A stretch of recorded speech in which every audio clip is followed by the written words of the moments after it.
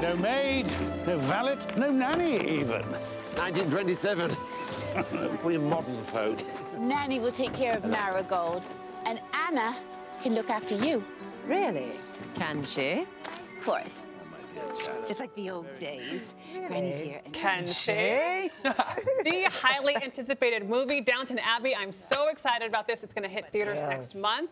It's just one of the many fall movies that people are excited about. And we have here Erik David, Managing Director of Fandango. Good morning. So let's talk about Downton to start out. Yes. We heard that it broke some records already. It did. This movie's so popular, its first day of pre-sales on Fandango, it outperformed every other drama in 2019, including films like Quentin Tarantino's Once Upon a Time in Hollywood. So it's like, move over Leo and Brad. You ain't got nothing on Downton Abbey. Folks still really love these characters, almost the entire cast returning for a story that has the king and queen coming to visit. Not the only TV series that's becoming a movie, too. Breaking Bad is getting a sequel movie in October on Netflix, and The Sopranos is getting a prequel movie next year, The Many Saints of Newark. And then also, this is a bit of a TV to movie thing, Mr. Rogers' Neighborhood is going to be made into a film. I actually saw that. It's beautiful. I am jealous.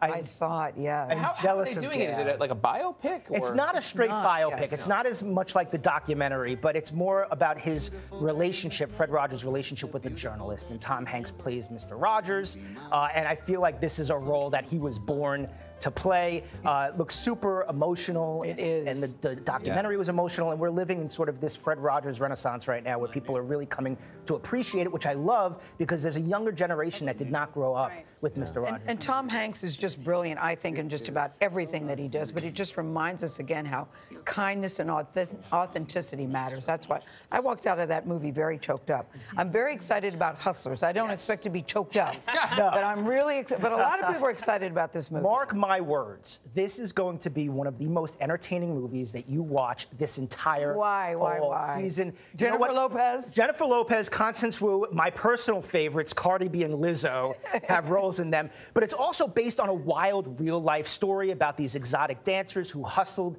these Wall Street types, after the financial crisis in 2008, using some nefarious tactics, let's just say. But it's just fun. It's got a lot of style, a lot of color, a lot of great music. Can't wait. And it's J-Lo kind of returning to form, and she's great. And if you've got 3.5 hours to kill, The Irishman may be your movie. Is it worth the investment? You know what?